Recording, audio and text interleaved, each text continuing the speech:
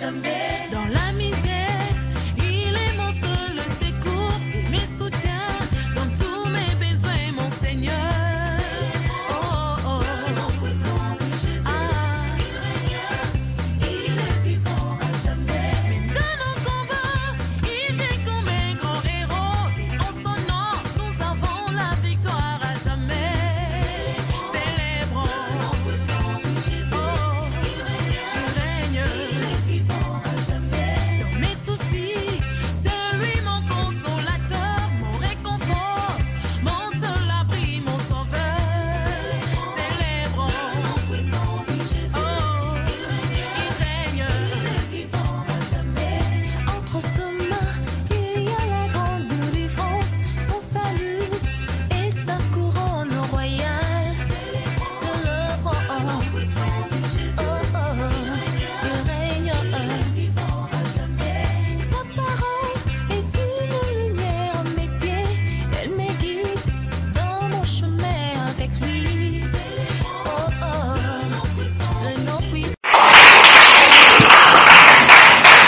Bien-aimés dans le Seigneur,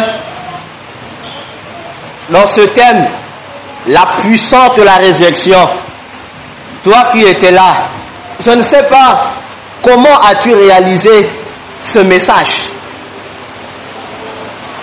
Comment as-tu compris ce message? Pas un passage extraordinaire nous a été donné ici, c'est un passage ordinaire que nous connaissons.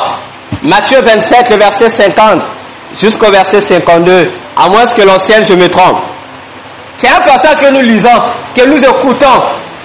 Mais ce jour-là, ce lundi, ce 6e jour, c'est comme si, en établissant ce programme, Dieu savait qu'il devait placer ce thème au 6e jour. Il savait. Alléluia. Alléluia. Amen. Parce qu'au 6e jour, c'est ce jour-là que quelqu'un qui n'avait pas de vie, qui a reçu la vie. C'est ce jour-là que Adam, non seulement qui fut créé, mais qui fut créé sans vie, mais qui a reçu la vie au travers d'un souffle qui a été soufflé dans ses narines. Un souffle qui provenait de Dieu et Dieu a soufflé. Et Adam est devenu une personne vivante. Alléluia. L'apôtre a pris le soin. Oh, que Dieu bénisse l'apôtre. Il n'a pas voulu citer le passage, mais il a dit, nous allons commencer notre programme avec un témoignage. Tu réalises comment Dieu est bon? Tu réalises comment Dieu t'aime? Tellement qu'il t'aime, il a voulu te disposer pour que tu réalises, que tu comprennes la profondeur, l'urgence de comprendre l'importance de ce que Jésus a fait pour toi sur la croix. On te prend un simple témoignage. Même l'apôtre lui a dit, c'est que je vois et je dis, oh, c'est habituel. Oh, ça c'est l'escroquerie, ça c'est le vol. Mais Dieu a fait comprendre à l'apôtre que ce n'était pas une question d'habituel. Il y avait quelque chose de merveilleux qui allait se produire. Il y avait quelque chose du jamais vu, que l'apôtre n'avait jamais réalisé qui allait se produire. Nous avons écouté ici les bien-aimés princes et les autres qui sont dans sa salle, imputés à cause d'un accident. Les autres ont perdu les bras, les autres ont perdu les pieds, désespoir, douleur sur douleur. Pas d'argent pour s'acheter des produits, pas d'argent même pour chercher de quoi manger. Mais ce frère prince a pris son courage, malgré les douleurs qu'il avait dans son corps, malgré ce qu'il ressentait, malgré sa faim. Pourtant, ce jour-là, à Louandili, l'apôtre David n'était pas le seul homme de Dieu, le seul chrétien qui rentrait dans cet hôpital. Il n'était pas le seul. Mais ce jour-là, l'homme-là a oublié ce qu'il avait. Il dit, j'ai les douleurs, mais à côté des douleurs, j'ai faim, il faut que je mange. Qu'est-ce que je dois faire? Valoriser les douleurs de mon corps qui m'empêchent d'être dans la joie, qui m'empêchent d'être dans la paix, qui m'empêchent de marcher, qui m'empêchent d'être vraiment en vie. ou bien donner de l'importance à ma faim. Tu dois nourrir mon corps pour me maintenir en vie. Il a dit, je préfère la faim. Le frère Prince a pris le courage de venir auprès de l'apôtre pour lui dire, apôtre, ça fait plusieurs jours que je n'ai pas mangé. Non seulement que je n'ai pas mangé, mais également, je n'ai pas quelqu'un pour m'assister. Je n'ai pas d'argent pour m'acheter les produits qui m'ont été prescrits. Alléluia. Est-ce qu'il y a quelqu'un qui me suit ce matin? Amen. Le frère a déclaré à l'apôtre ses besoins. Mais par la suite, nous avons compris comment Dieu a agi. Le besoin de la faim. Comment Dieu a satisfait non seulement la faim, et également les autres besoins. Parce que le frère Prince avait compris, dans tous les besoins qu'il pouvait avoir, il y avait un besoin qu'il fallait mettre comme priorité des priorités, c'était le ventre. La douleur pouvait animer le corps, mais tu pouvais rester. Mais si ton corps s'affaiblit parce que tu n'as pas mangé, ça veut dire que tu seras encore plus paralysé que par rapport à tes douleurs. Le frère Prince a fait un choix, s'occuper de la faim. Et en s'occupant de la faim lui a apporté les autres solutions.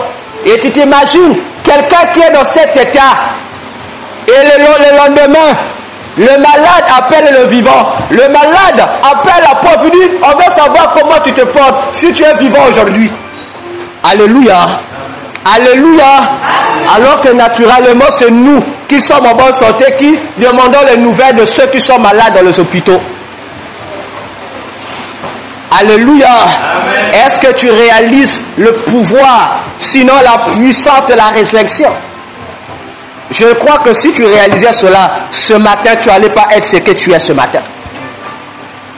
L'apôtre a appuyé un point qui a clôturé le message de cette puissance de la résurrection. L'apôtre a dit, sur la croix, Jésus, avant que lui-même ne soit ressuscité, il a poussé un cri, un grand cri. Rien que ce cri a accompli des choses étonnantes, a ressuscité les morts, a déchiré le rideau du temple de Dieu pour t'ouvrir un passage pour te permettre d'entrer dans la présence de Dieu. Est-ce que tu réalises? Tu réalises la valeur de ce que Jésus a accompli sur la croix? Le cri qu'il a donné, réalises-tu cela? Alléluia. Amen. Et il a été demandé ce matin, tout comme ce jour-là, réalises-tu cela? Une question nous a été posée. Une question nous a été posée qui a été donnée au peuple de Dieu que nous sommes. Crois-tu à cette puissance de la résurrection? Est-ce que cette puissance s'était arrêtée au genre de la Bible ou ça continue jusqu'à aujourd'hui? Alléluia. Amen. Alléluia. Amen. Ce matin encore, je te repose la même question.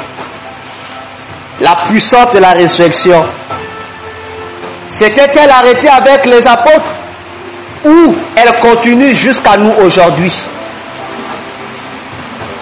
Si ta réponse est qu'elle continue jusqu'à nous aujourd'hui, change. Si tu penses que ça t'est arrêté, reste avec la position que tu as. Alléluia. Amen. Nous allons donc nous lever là où nous sommes.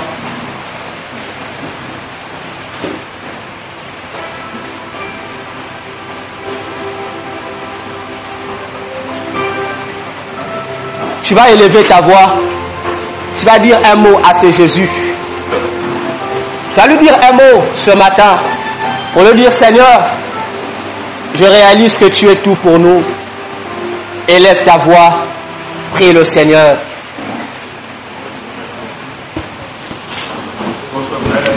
Alléluia.